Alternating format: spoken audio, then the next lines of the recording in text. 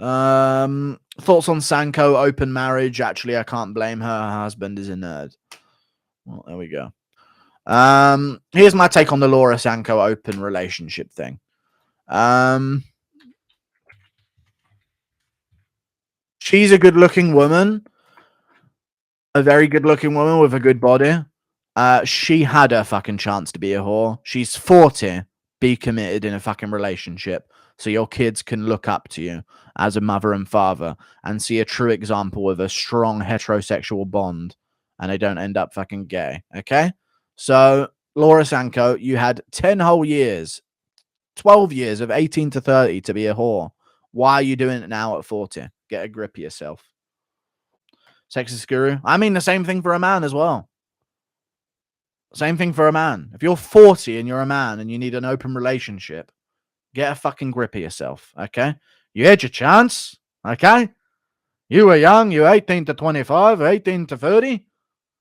You've even got a more open window before you have to settle down than a woman does. Have your fun then. And then once your kids turn 18 and they have a bit more independence and they've decided what sexuality they are, hopefully straight, then you can start having a bit of fun if you're even still got it, if you're still in the game. You never know. Now, man, men in their 40s can still be players. Women hit the wall at 30 flat. No, but I mean, if you're in a committed, if you have kids, you shouldn't be playing the field. You shouldn't be at all.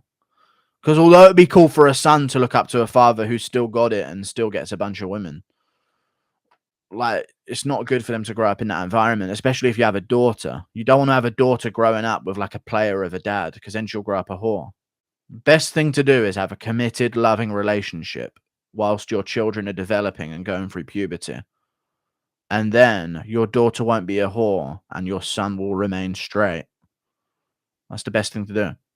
If you had Down syndrome, would you have a kid? No. If I had Down syndrome, I mean, yeah, I'd still try and do my thing, you know? I'm not sure. Best thing to do for a son is to spend time with them. Also to give them a bunch of things to do, like a lot of team sports and activities to do. If you leave your kid with nothing to do for too long, they'll fuck themselves up mentally somehow. You're not supposed to have too many thoughts going through your head throughout puberty. It's just supposed to happen in the background of whatever you've got going on. Otherwise, you'll overthink it and then they'll end up a fucking weirdo creep.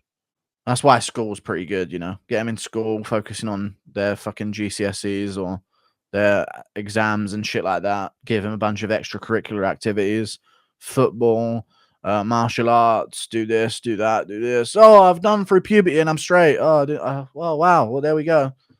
That's it for the rest of life. Don't want them thinking too much, you know what I mean?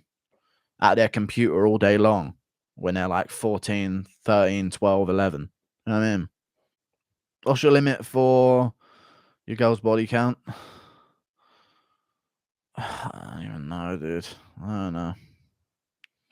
I don't know. Not too crazy, you know what I mean?